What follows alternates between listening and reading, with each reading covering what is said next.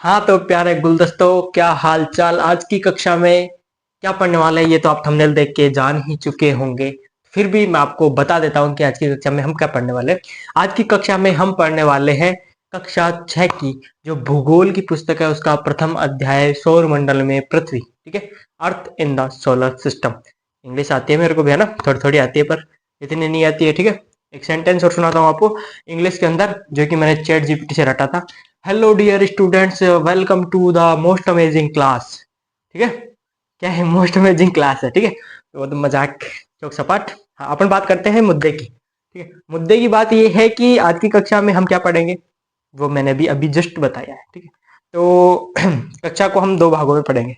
ठीक है, कुछ भाग आज पढ़ेंगे यानी कि इस कक्षा में, और कुछ भाग हम नेक्स्ट क्लास में पढ़ेंगे। ठीक है, क्योंकि आपको एक वाक्य बताता हूँ। वाक्य ये है कि जस्ट एक दिन पहले मैंने 1 घंटे 12 मिनट की कक्षा 6 की जो भूगोल का फर्स्ट चैप्टर उसकी क्लास रिकॉर्ड कर ली है, बट वो अपलोड नहीं हो पा रही है। ठीक है, क्या रीजन है क्या नहीं है, छोड़ो उसको। तो अपन ने क्या सोचा है कि अपन दोबारा कर लेंगे। अपना क्या है भाई, घर की खेती है, कब काटो और कब क्या भाव अपने हाथ में सब कुछ। तो बस वापस से शुरू कर दिया अपन ने, है ना। तो अब अपन क्या करेंगे, पार्ट्स में पढ़ेंगे इसको। ठीक है, मेरा ये था कि भाई एक चैप्टर को एक क्लास में खत्म करो, बात खत्म। ठीक है भाई, पढ़ने वाले को झंझट, पढ़ाने वाले को झंझट, बस 2 करो 3 करो, तो इतने में एक में फ्री। ठीक है, झंझट तो नहीं है भाई, झंझट तो नहीं कह सकते, है ना, प्रोफेशनल है। बट ये है कि जो भी है अपन पढ़ेंगे। ठीक है, चैप्टर का नाम क्या है, सौरमंडल में पृथ्वी। एक बार मैं लिखता हूँ, सौरमंडल में पृथ्वी। ठीक है, earth in the solar system. ठीक है, लिखता हूँ अर्थ इन द सोलर सिस्टम। अब कुछ साथी ये भी होंगे कि थंबनेल में तो भाई साहब आपने ये भी लिख रखा था कि सभी प्रतियोगी परीक्षाओं के लिए महत्वपूर्ण, तो क्या हमें ये पढ़ाया होगी कि कक्षा 6 की भूगोल प्रतियोगी परीक्षाओं के लिए महत्वपूर्ण। तो बात सुनना, नाम है कक्षा 6 का। ठीक है, आपको मैं सीधी सट बात बताऊं तो नाम है कक्षा 6 का, भाई कक्षा 6 के बारे में पढ़ाया जाएगा, बट ऐसा कुछ भी नहीं है। हम बात करेंगे बस उसमें से हमने पॉइंट उठाए हैं। बाकी सारा जो भी मटेरियल होगा, जो भी नॉलेज होगा ना, वो सारा क्या है, थोड़ा हाई लेवल का है। ठीक है, जैसे इसमें ग्रहों के बारे में जानकारी दे रखी है, तो इसमें ग्रहों के बारे में क्या दे रखा है, मात्र भाई कितने दिन में परिक्रमण करता है, कितने दिन में घूर्णन करता है, कितने चंद्रमा है, बस ये बातें दे रखी है। बट हम जो भी पढ़ेंगे वो थोड़ा एक्स्ट्रा पढ़ेंगे। ठीक है, तो ये मत सोचना कि भाई छोटे बच्चों के लिए बनाई गई ये वीडियो, बनाई आपके लिए गई है जो भी विद्यार्थी तैयारी कर रहा हो किसी भी एग्जाम की, जिसमें ज्योग्राफी वगैरह कोई सब्जेक्ट आता है। ठीक है, तो उसके लिए भी ये आज की कक्षा महत्वपूर्ण होने वाली है। ठीक है, मुझे ऐसे क्यों लग रहा है यार, थोड़ा ज्यादा एक्स्ट्रा हो गया मेरा, है ना, तो ज़्यादा ज्ञान नहीं देंगे। ठीक है, नहीं आप भी कहोगे कि ये भाई साहब फालतू का टाइम पास करवाता है ना। हाँ, जब आप ज्योग्राफी पढ़ते हो तो आपके सामने 3 शब्द निकल के आते हैं। 3 शब्द कौन से, मैं दिखता हूँ, शब्द तो और भी होंगे, बट अपन 3 शब्दों की मुख्य रूप से बात करते हैं। ठीक है, कौन से मुख्य शब्द, GEOID। ठीक, GEOMETRY। ठीक है, GEOLOGY। क्या है ये, तो इनको देखना एक बार। जियोड का मतलब तो क्या होता है, भूआग। भूआग किसे कहते हैं, पृथ्वी के आकार को। ठीक है, आकार को। ठीक है, पृथ्वी गोल नहीं है। अपन पढ़ते हैं ना भाई, पृथ्वी क्या है, गोल है। तो पृथ्वी पूर्ण रूप से गोल नहीं है, ध्रुवों पे ये क्या है, चपटी है, और भूमध्य रेखा पे बीच की तरफ से क्या है, उभरी हुई है। तो उस आकृति को अपन बोलते हैं भू आभ। ठीक है, तो उसे बोलते हैं जियोड। पृथ्वी का आकार कैसा है, अगर प्रश्न पूछ लिया जाए कि पृथ्वी का आकार कैसा है, तो आकार में क्या लिखोगे आप, पृथ्वी का आकार भू आभ आकार का है, या फिर जियोड भी आप लिख सकते हो। ठीक है, जियोमेट्री मतलब पृथ्वी का मापन। जियोमेट्री में क्या पढ़ते हैं अपन, पृथ्वी का मापन। ठीक, मापन। और जियोलॉजी में पढ़ते हैं हम पृथ्वी का अध्ययन। ठीक है, पृथ्वी का अध्ययन। ठीक है, ये जियोमेट्री है। ठीक है, और ये जियोलॉजी है। जूलॉजी मत पढ़ देना इसको। ठीक है, कहीं पढ़ दो, साइंस में जूलॉजी होता है, ये जियोलॉजी है ना कि जूलॉजी। ठीक है भाई, अब 3 शब्दों की तो अपने बात कर ली। अब 3 शब्दों के बाद में आपको, जब आप कक्षा 6 की अगर एनसीईआरटी आपने कभी पढ़ी हो या कभी देखी हो, है ना, अगर थोड़ा बहुत भी उसका हुलिया याद है, सकल सूरत याद है, तो जब आप सेकंड पैराग्राफ खोलते हो फर्स्ट चैप्टर का, तो उस सेकंड चैप्टर में अपने पास 2 शब्द और निकल के आते हैं। ठीक है, कौन से हैं 2 शब्द, 2 शब्द देखना। एक तो आता है आपके फुल मून, और एक आता है आपके न्यू मून। क्या बात है भाई साहब, आज तो कति अंग्रेज हो रहे हो। नहीं, अंग्रेज वाली बात नहीं है। हाँ, चलो मैं हिंदी में बताता हूँ। फुल मून पूर्णिमा और न्यू मून अमावस्या। ठीक है सर, हमने सुन रखे है ये तो यार, पूर्णिमा अमावस्या क्या सिखा रहे हो, इसमें क्या ज्ञान दे रहे हो? तो ज्ञान देने वाली बात ये थोड़ा सा बता देता हूँ, फिर भी यार ज्योग्राफी इसमें आ रहा है चैप्टर के अंदर, थोड़ा बताना आवश्यक हो जाता है। ठीक है, वैसे ज्ञान वाली कोई बात नहीं है, समझ लेना आप, है ना। ज्ञान नहीं दे सकते आपको, आप बड़े हो।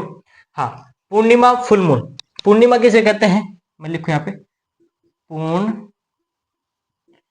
चंद्रमा वाली रात्रि को पर क्या कहते हैं, पूर्णिमा। ठीक है, अमावस्या किसे कहते हैं, नई चंद्रमा वाली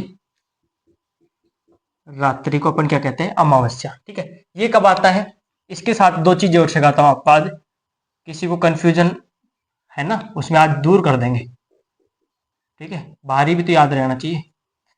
सामाजिक प्राणी आप शुक्ल, एक तो कृष्ण पक्ष लिखा मैंने और एक लिखा मैंने शुक्ल पक्ष। ठीक है, दिख रहा है, शुक्ल पक्ष और एक लिखा कृष्ण पक्ष। क्या होता है शुक्ल पक्ष कृष्ण पक्ष? कृष्ण पक्ष का सुनना, कृष्ण पक्ष पूर्णिमा से शुरू होता है, रुकना दोबारा, हाँ, कृष्ण पक्ष पूर्णिमा से शुरू होता है और अमावस्या को खत्म होता है। ठीक, पूर्णिमा से अमावस्या के बीच की जो अवधि होती है उसे अपन कहते हैं कृष्ण पक्ष। 15 दिन का क्या होता है, ये एक पखवाड़ा होता है। ठीक है, पखवाड़ा होता है, एक महीने में 2 पखवाड़े हो गए 15-15 दिन के, एक हो गया कृष्ण पक्ष, एक हो गया शुक्ल पक्ष। अब शुक्ल पक्ष में क्या होता है, अमावस्या से शुरू और कहां तक जाएगा, पूर्णिमा तक। ठीक है, पूर्णिमा पे खत्म। तो जो हमारा ये है, पूर्णिमा किस पक्ष में आती है, शुक्ल पक्ष में, और जो अमावस्या है वो आती है कृष्ण पक्ष में। बस ये ध्यान रखना है, बस यही चीज मैं आपको बताना चाह रहा था कि कृष्ण पक्ष और शुक्ल पक्ष। ठीक है, मुझे भी आज पता लगा है कि कृष्ण पक्ष क्या होता है, शुक्ल पक्ष क्या होता है। इससे आप ऐसे भी याद रख सकते हो, कृष्ण का मतलब क्या होगा, काला। ठीक है, कृष्ण का मतलब काला। अब काला मतलब अंधेरी रात, अंधेरी रात किस में होंगी, कृष्ण पक्ष में। और क्यों होंगी भाई, जब जब चंद्रमा नहीं होगा तो रात अंधेरी होगी, तो इसमें क्या होता है, अमावस्या को चांद नहीं होता। ठीक है, और वही शुक्ल पक्ष का मतलब, शुक्ल का मगर अगर आप गूगल करोगे या आपको पता है तो इसका मतलब होता है चमक रहा है, चमकीला या उजाला। ठीक है, इस प्रकार से इसका जब वो होता है मीनिंग। ठीक है, तो अब उजाला कब होगा, जब चंद्रमा होगा। तो चंद्रमा कब होगा, पूर्णिमा को होगा। तो कृष्ण पक्ष में अमावस्या और शुक्ल पक्ष में पूर्णिमा। ठीक है, वैसे इस टॉपिक पे इतनी, इन शब्दों पे इतनी बात नहीं करनी चाहिए थी, बट अपन ने कर दी। ठीक है, और समझ में आ गया होगा। अगर समझ में आ गया तो फिर तो चाहे 5 के 10 मिनट भी लग जाए तो कोई दिक्कत वाली बात नहीं है। ठीक है, अब अपन चलते हैं अपने स्पेस की ओर। ठीक है, फटाफट से सीट बेल्ट लगा लो। ठीक है, अब अपन उड़ान भरने वाले अंतरिक्ष की ओर।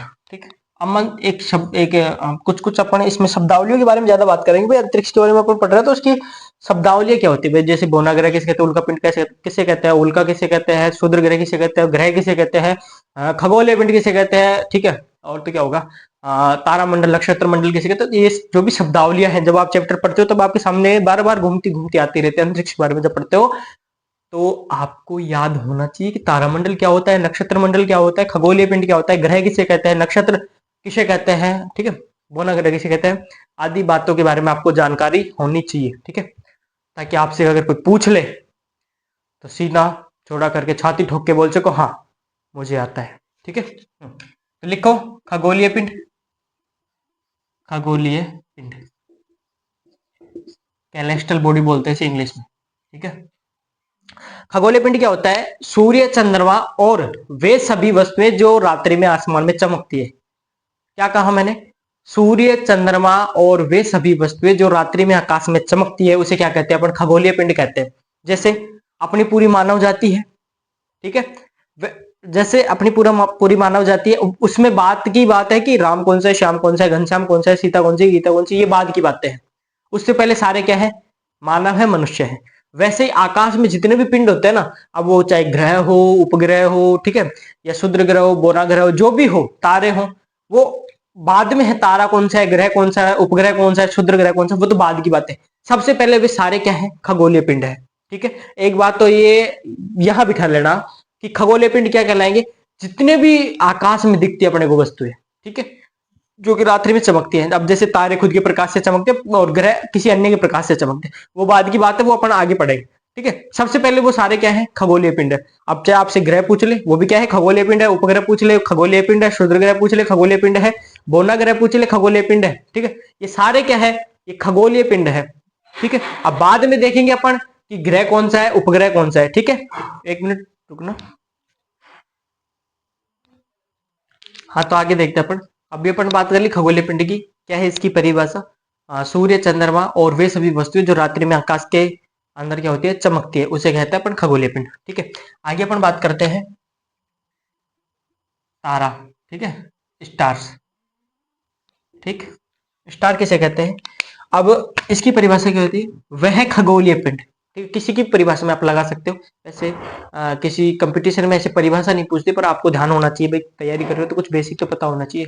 ठीक है, वैसे घनश्याम, अगर आप कोई शब्द लिखते हो, घनश्याम लिख रहे हो, तो ये तो पता होना चाहिए कि घ कौन सा है, न कौन सा है, श कौन सा है। ठीक है, ये चीज तो ध्यान होती है। इसलिए अपन अगर आप स्पेस के बारे में, इन खगोलीय पिंडों के बारे में अगर पढ़ रहे हो, तो इसको ये पता तो होना चाहिए तारे किसे कहते हैं, ग्रह किसे कहते हैं, उपग्रह किसे कहते हैं।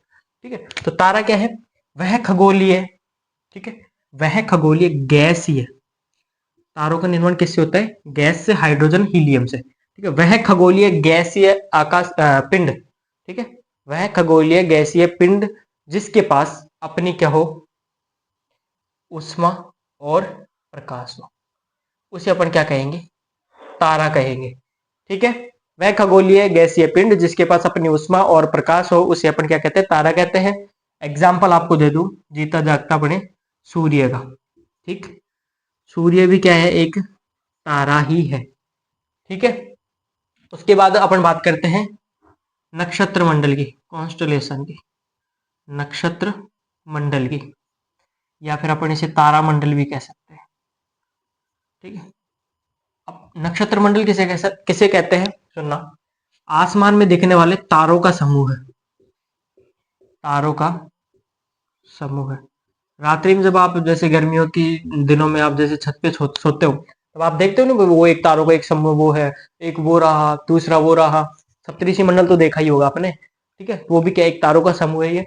तो जैसे आकाश में जो तारों का समूह होता है ना, उसे ही अपन क्या कहते हैं, नक्षत्र मंडल या तारा मंडल। ठीक है, अब आपको एग्जाम्पल देता हूँ इसका भी। नक्षत्र मंडल फेमस है, अर्सा मेजर। ठीक है, या इसे बोल दो बिग बियर। ठीक है, या फिर इसे बोल दो ग्रेट बियर। ठीक है, अर्सा मेजर, बिग बियर और ग्रेट बियर, ये एक ही के नाम है। ठीक है, ये क्या है, एक तारामंडल या नक्षत्र मंडल है। ठीक है, अब इंपॉर्टेंट चीज क्या है ध्यान रखने वाली, इंपॉर्टेंट चीज ये है कि जो हमारा सप्त ऋषि मंडल है, सप्त ऋषि मंडल है। ठीक है, सप्त ऋषि मंडल है, वो भी किसका भाग है, अर्सा मेजर का ही भाग है। ये ध्यान रखना, सप्तऋषि मंडल जो तारों का समूह है, वो किसका भाग है, अर्सा मेजर या बिग बियर या ग्रेट बियर का ही भाग है। ठीक है, ये तो बात हो गई इनकी। ठीक, अब अपन बात करते हैं ग्रह की, ग्रह की बात कर लेते हैं। ठीक है, ग्रह किसे कहते हैं, यहां लिखूं मैं, ग्रह, प्लेनेट। ग्रह किसे कहते हैं, अब इसकी परिभाषा सुनना। वह आकाशीय पिंड जो किसी अन्य पिंड का पथ न काटते हुए, पथ मतलब रास्ता न काटते हुए, सूर्य के चारों ओर क्या करता है, निश्चित गति में परिक्रमा करता है, उसे अपन ग्रह कहते हैं। ठीक है, आ गई बात समझ में। वह आकाशीय पिंड जो किसी अन्य पिंड का रास्ता न काटते हुए निश्चित पथ पर और निश्चित गति से सूर्य के चारों ओर चक्कर लगाता है, सूर्य की परिक्रमा करता है, उसे अपन ग्रह कहते हैं। ठीक है, आईएयू के अनुसार, आईएयू, आईएयू क्या है ये, तो लिखता हूं मैं, इंटरनेशनल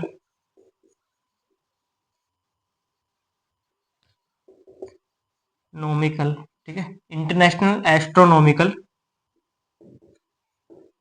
इंटरनेशनल एस्ट्रोनॉमिकल यूनियन। ठीक है, अंतरराष्ट्रीय खगोलीय संगठन या संघ। ठीक है, आईएयू के अनुसार कितने ग्रह हैं अपने, 8 ग्रह है सौरमंडल में। ठीक, उनका क्रम देखना, सूर्य के पास फिर दूर दूर ऐसे।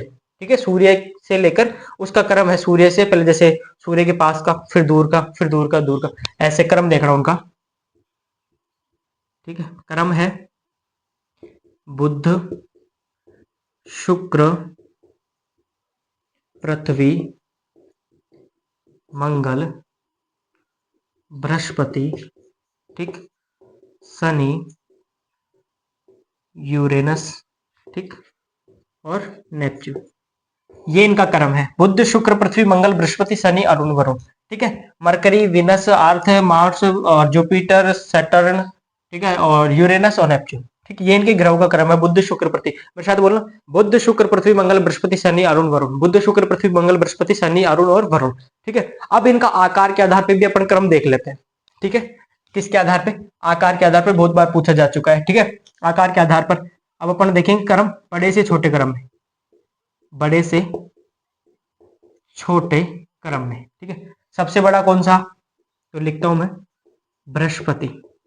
ठीक, फिर लिखता हूं शनि, फिर लिखता हूं अरुण, फिर लिखता हूं वरुण, फिर लिखता हूं मैं पृथ्वी। ठीक, पृथ्वी। उसके बाद मैं लिखता हूं मंगल, मंगल नहीं, शुक्र, सॉरी, शुक्र। शुक्र के बाद मैं लिखता हूं मंगल, और उसके बाद लिखता हूं मैं अंत में बुध। प्रश्न कैसे पूछता है? सौरमंडल का सबसे बड़ा ग्रह कौन सा है? बृहस्पति। सौरमंडल का दूसरा सबसे बड़ा ग्रह कौन सा है? शनि।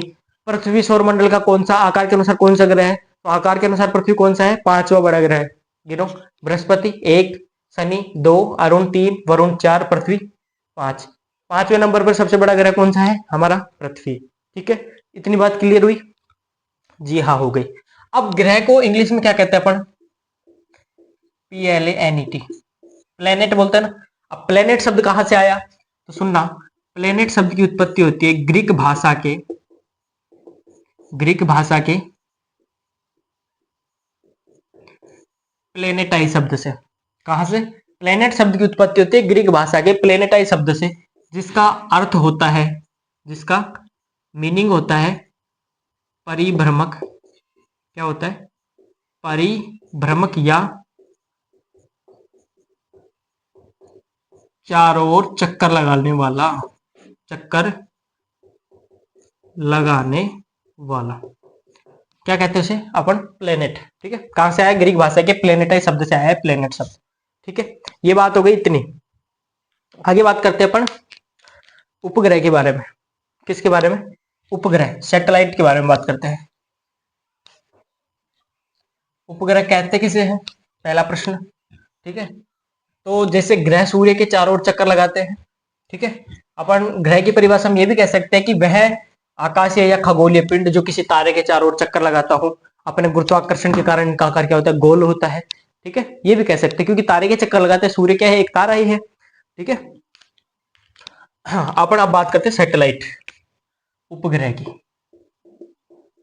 अब जैसे ग्रह सूर्य के चारों ओर चक्कर लगाते हैं, वैसे ही उपग्रह क्या होता है? वो किसी ग्रह के चारों ओर चक्कर लगाएगा। जैसे अपनी पृथ्वी को देख लो, अपना चंद्रमा उपग्रह है। ठीक है, जैसे चंद्रमा पृथ्वी के चक्कर लगाता है और वैसे पृथ्वी किसके? सूर्य के चक्कर लगाती है। तो उपग्रह किसे कहेंगे? कि वह आकाशीय खगोलीय पिंड जो किसी ग्रह के चारों ओर चक्कर लगाता हो।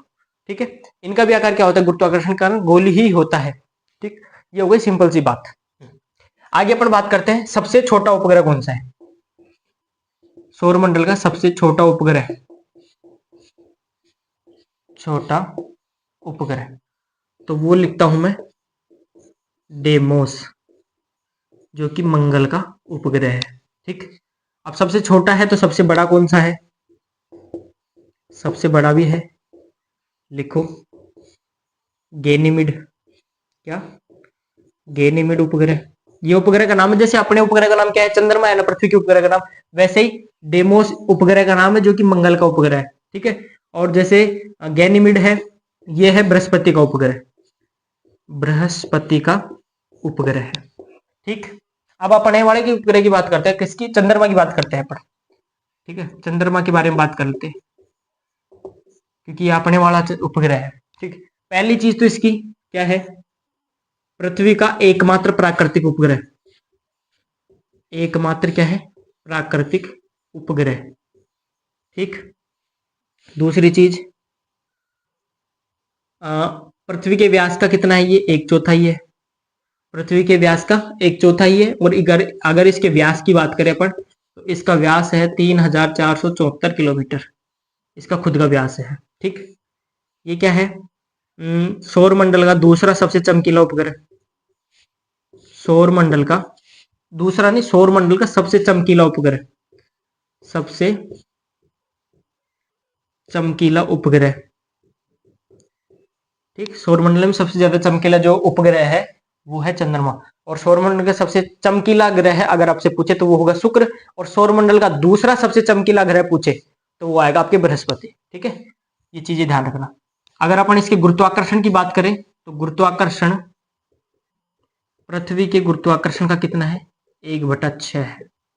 ठीक, ये इसकी बातें हो गई। अब अपने भारत के द्वारा भी कुछ उपग्रह अंतरिक्ष में छोड़े गए हैं, तो मैं लिखता हूं यहाँ पे, अपन कुछ की बात कर लेते हैं, कुछ भारतीय उपग्रह। तो इसमें मैं लिखता हूं, एक तो इनसेट, IRS, ठीक, और एक लिखता हूं मैं एडुसेट। ठीक है, ETC एक्सेट्रा। ये कुछ क्या है, भारतीय उपग्रह जो भारत के द्वारा छोड़े गए हैं। ठीक है, ये हो गई, अपन ने सैटेलाइट की बात कर ली। ठीक है, आगे अपन पढ़ते हैं किसके बारे में, क्षुद्र ग्रह के बारे में, है ना।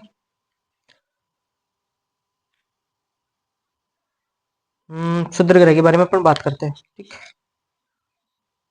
इसको साफ कर देता हूँ। एस्ट्रॉइड, ठीक है, क्षुद्र ग्रह को बोलते हैं इंग्लिश में एस्ट्रॉइड। चंद्रमा के बारे में अगर आपसे एक प्रश्न और पूछ सकता है कि चंद्रमा आकार के अनुसार कौन सा उपग्रह है सौरमंडल का, तो ये 5वां बड़ा उपग्रह है। ठीक है, पहला तो गैनीमीड, अभी अपन ने बात की थी, सबसे बड़ा उपग्रह गैनीमीड हो गया। दूसरे नंबर पे आता है टाइटन, शनि का उपग्रह है ये। ठीक है, जब अपन शनि ग्रह के बारे में पढ़ेंगे तब उसके अंदर पढ़ लेंगे टाइटन को। ठीक है, और इसका चंद्रमा का आकार पूछ ले जाए तो आकार के आधार पे 5वां बड़ा उपग्रह है। ठीक है, और पृथ्वी आकार के अनुसार कौन सा ग्रह है, 5वां ही है। ठीक है, तो दोनों सेम सेम है, दोनों की सेम पोजीशन है। ठीक, उसके बाद अपन पढ़ते हैं क्षुद्र ग्रह। क्षुद्र ही बोला था ना अभी मैंने, क्षुद्र, क्षुद्र ग्रह जिसे बोलते हैं अपन एस्ट्रॉइड। क्षुद्र ग्रह किसे कहते हैं, सुनना।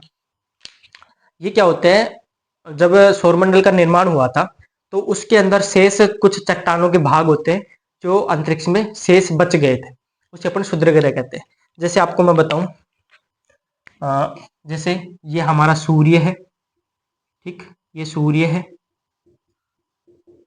इसके बाद में यहाँ बुध आता है, शुक्र आता है, पृथ्वी आती है, मंगल आता है, बृहस्पति आता है, शनि आता है, अरुण आता है और वरुण आता है। ऐसे ग्रहों का क्रम है। ये इसके चारों तरफ ऐसे अपनी अपनी कक्षा में चक्कर लगाते हैं। जब ये मंगल है, मंगल ग्रह और बृहस्पति ग्रह के बीच में आपने ये पट्टी देखी होगी एक, जब आप सोलर सिस्टम का इमेज देखते हो तो आपको ये पट्टी जरूर दिखी होगी। अगर आप कक्षा 6 की बुक भी पढ़ रहे हो ना तो उसमें भी आपको दिख जाएगा इस सौरमंडल का ये चित्र। ठीक है, मंगल और बृहस्पति की कक्षा में आपने ये पट्टी जरूर देखी होगी। इस पट्टी का नाम है क्षुद्र ग्रह पट्टी, क्षुद्र ग्रह पट्टी। ठीक है, तो ये जो क्षुद्र ग्रह है वो यहाँ पे स्थित होता है मंगल और बृहस्पति की कक्षा में। जब सौरमंडल का निर्माण हुआ था तो अभी कुछ चट्टानों के भाग शेष बच गए थे जो अभी भी अंतरिक्ष में ऐसे ही है, एक पट्टी के रूप में। ठीक है, ऐसे फैले हुए हैं। तो एक चीज तो ये कहाँ पे स्थित है, मंगल और बृहस्पति की कक्षा में स्थित है क्षुद्र ग्रह पट्टी। ठीक है, अब प्रश्न एक चीज और आती है, इंपॉर्टेंट चीज है वो, सबसे बड़ा क्षुद्र ग्रह। ठीक है, सबसे बड़ा क्षुद्र ग्रह कौन सा है। ठीक, सबसे बड़ा क्षुद्र ग्रह आपसे प्रश्न पूछ लिया जाए सबसे बड़ा क्षुद्र ग्रह कौन सा है, तो उसमें लिखना है आपको सेरेस।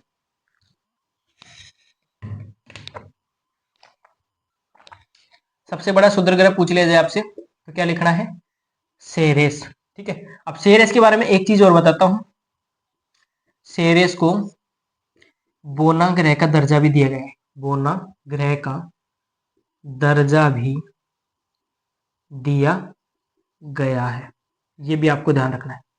ठीक है, क्षुद्र ग्रह अपन ने देख लिया। सबसे बड़ा क्षुद्र ग्रह कौन सा है? सेरेस है, जिसे बोना ग्रह का दर्जा भी दिया गया है। ठीक है, सेरेस को बोना ग्रह की श्रेणी में भी पढ़ा जाता है या रखा जाता है। ठीक है, आगे बात करते हैं बोना ग्रह किसे कहते हैं। अब यहाँ पे नाम आया बोना ग्रह, तो मन में आती है शंका कि बोना ग्रह किसे कहते हैं। तो बोना ग्रह सुनना, मैं लिखता हूँ यहाँ पे बोना ग्रह, डिवार्फ प्लेनेट। ठीक है, बोना ग्रह क्या होता है सुनना। इनके अंदर गुरुत्वाकर्षण बल तो होता है, ठीक, पहली चीज तो।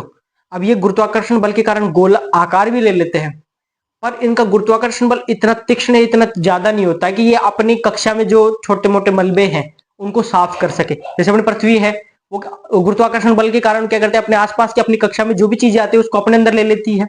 ठीक है, जैसे उल्कापिंड वगैरह गिरती है तो उसकी कक्षा में प्रवेश करते वो उल्कापिंड पृथ्वी पर आना शुरू कर देते हैं। मगर जो बोना ग्रह होते हैं उनके पास इतनी क्षमता नहीं होती, इतने पर्याप्त शक्तिशाली नहीं होते कि जो उनकी कक्षा में जो मलबा जमा हुआ है, जो मलबा फैला हुआ है, उसको अपनी ओर आकर्षित कर सके। भाई इनका गुरुत्वाकर्षण इतना ही है कि खुद का आकार, खुद का स्वरूप ग्रहण कर लिया, बट अब इतने शक्तिशाली नहीं है कि जो उनकी कक्षा में मलबा है, ठीक है, चट्टान वगैरह धूल पदार्थ के कण इनका, उनको साफ कर सके। इसलिए उनको क्या कहते हैं, बोना ग्रह कहते हैं। दूसरी चीज और ध्यान रखना है इसके बारे में, बोना ग्रह के बारे में, कि इसको ये और कहते हैं कि इसका रास्ता फिक्स नहीं होता। ठीक है, ये कभी जैसे आज यहां से घूम के जा रहा है, कल ये यहां से घूम के चला जाएगा, यानी कि ये किसी अन्य ग्रह का भी पथ काटता रहता है, इसलिए इसको बोना ग्रह का दर्जा दिया गया है। ठीक है, तो ये चीज आपको ध्यान रखनी है, बोना ग्रह किसे कहते हैं। इनका पथ निश्चित नहीं होता है, आज वहां से जा रहे हैं, कल आज यहां से निकल गए और परसों यहां से ही चले गए, तो इनका पथ निश्चित नहीं होता, कभी कहीं से कभी कहीं से। ग्रहों का तो पथ निश्चित है। अब मैंने ग्रह की परिभाषा बताते टाइम भी कहा था कि इनका निश्चित गति में निश्चित पथ पर क्या करते हैं, सूर्य की परिक्रमा करते, पर इनका कोई पथ निश्चित नहीं होता। ठीक है, ये अनिश्चित पथ पे घूमते रहते हैं। हाँ, चक्कर तो लगाते हैं, ये चीज तो निश्चित है कि चक्कर लगाते हैं सूर्य के, बट इनका जो पथ है, जो रास्ता है, वो निश्चित नहीं होता। कभी किसी ग्रह का रास्ता काट दिया, कभी किसी पिंड का रास्ता काट दिया, तो ऐसे ही घूमते रहते हैं। ठीक है, इसलिए इसको बोना ग्रह का दर्जा दिया गया है। अब सौर मंडल में 5 बोना ग्रह है। कितने हैं? 5। 5 के नाम सुनना। एक है प्लूटो, ठीक है, दूसरा है ह्यूमिया, सेरेस, ठीक, और मेकामेक, ठीक, मेकामेक, और एक है एरिस। ये 5 ग्रह हैं, प्लूटो, ह्यूमिया, सेरेस, मेकामेक, एरिस। ये 5 क्या है, बोना ग्रह है। ठीक, अब एक नोट वाली बात है, ठीक, लिखना है यहाँ पे। पहले पहले प्लूटो को भी क्या माना जाता था, ग्रह, ग्रह माना जाता था, किंतु अगस्त 2006, अगस्त 2006 में आईएयू, ठीक है, आधुनिक खगोल विज्ञान में आईएयू के द्वारा, आईएयू अभी अपन ने फुल फॉर्म देखी थी, अंतरराष्ट्रीय खगोलीय संगठन के द्वारा इसे किसका दर्जा दे दिया गया, बोना ग्रह का दर्जा दे दिया गया। ठीक है, ये भी आपको ध्यान रखना है। आगे अपन बात करते हैं, थोड़ी सी बात और करेंगे, फिर कक्षा को समाप्त करेंगे, ज्यादा नहीं लंबी करेंगे कक्षा को। ठीक है,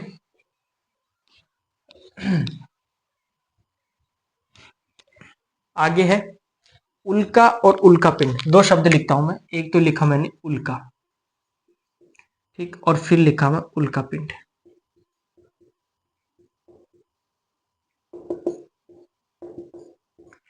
अब सुनना, समझना एक बार इसको, उल्का और उल्का पिंड को।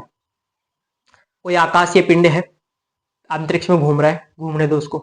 ठीक, अब जैसे ही वो पृथ्वी की कक्षा में आया, ठीक, पृथ्वी की कक्षा में प्रवेश करेगा तो पृथ्वी उसको अपनी ग्रेविटी के कारण उसको अपनी ओर आकर्षित करेगी, अपनी ओर खींचेगी। जब वो खींचती है अपनी ओर तो उसका वेग क्या हो जाता है, तेज हो जाता है। जैसे ये हमारी पृथ्वी है, अब यहाँ पे कोई उल्का पिंड था, ये कोई उल्का पिंड था, अभी पृथ्वी की कक्षा से बाहर है ये। अब जैसे जैसे ये नजदीक आता है, अब ये पृथ्वी की कक्षा में प्रवेश कर गया, पृथ्वी की कक्षा में प्रवेश कर गया। अब पृथ्वी इसको क्या करे, अपनी ओर आकर्षित कर रही है। अब जब इसको अपनी ओर आकर्षित करेगी तो ये एक आग का गोला बन जाता है। ठीक है, किसका बन जाता है, आग का गोला बन जाता है, जिसे अपन क्या कहते हैं, टूटता हुआ तारा, टूटता हुआ तारा भी जिसे अपन कहते हैं, ठीक है, आपने देखा भी होगा, तो वो क्या होता है, एक उल्का पिंड होती है। ठीक है, अब जैसे ही पृथ्वी की कक्षा में प्रवेश किया इस खगोलीय पिंड ने, जब भी पृथ्वी कक्षा में घुसा, तो ये आग के गोले के रूप में बदल गया घर्षण के कारण। ठीक है, इसमें आग लग गई। अब जब तक ये आकाश में है आग का गोला, तब तक तो इसको क्या कहेंगे अपन, उल्का कहेंगे। क्या कहेंगे, उल्का कहेंगे। और या तो वो आग का गोला अगर अंतरिक्ष हवा में ही खत्म हो जाता है, जल जाता है, राख हो जाता है, तो उल्का कहलाएगी वो। ठीक, मगर कुछ ऐसे बड़े जो खगोलीय पिंड होते हैं वो आ जाते हैं जो कि पूर्ण रूप से नहीं जल पाते हैं और धरती पे आके गिर जाते हैं। धरती पे आके गिर जाते हैं तो वो एक बड़ा सा होल कर देते, गड्ढा कर देते हैं। अब जब वो धरती पे गिरा ये पिंड, तो उसको कहेंगे अपन उल्का पिंड। ठीक है, अंतरिक्ष हवा में है, वायुमंडल में जब तक जल रहा है तब तक तो उसको क्या कहेंगे, टूटता हुआ तारा या फिर उल्का। जब वो जमीन पे गिर गया, फिर उसको अपन क्या नाम दे देंगे, उल्का पिंड। आई बात समझ में, उल्का क्या होती है, उल्का पिंड क्या होता है। ठीक है, पृथ्वी की सतह पर गिरने वाला कोई खगोलीय पिंड उल्का पिंड कहलाता है। ठीक है, पृथ्वी के अलावा भी किसी भी ग्रह पर भी हो सकता है ये जो गतिविधि, जो ये प्रक्रिया हुई, किसी भी ग्रह पर हो सकती है। मैंने पृथ्वी का उदाहरण इसलिए दिया क्योंकि पृथ्वी पर आप देखते हो, पढ़ते हो न्यूज वगैरह में। ठीक है, तो ये हो गई उल्का और उल्का पिंड की बात। ठीक है, मीटेरोइड जिसे इंग्लिश में कहते हैं। ठीक है, अब जो अपनी अगली कक्षा होगी उसमें अपन जो अपने 8 ग्रह हैं उनके बारे में पढ़ेंगे। ठीक है, उसके बाद ये चैप्टर कंप्लीट। और आज की कक्षा में इतना ही। क्लास कैसी लगी ये जरूर बताना, और अगर किसी भी प्रकार का कोई डाउट हो तो आप कमेंट में पूछ सकते हो। ठीक है, आज की कक्षा को इसी के साथ समाप्त करते हैं। मिलते हैं एक नई कक्षा में नए टॉपिक के साथ। जय हिंद, जय भारत, धन्यवाद।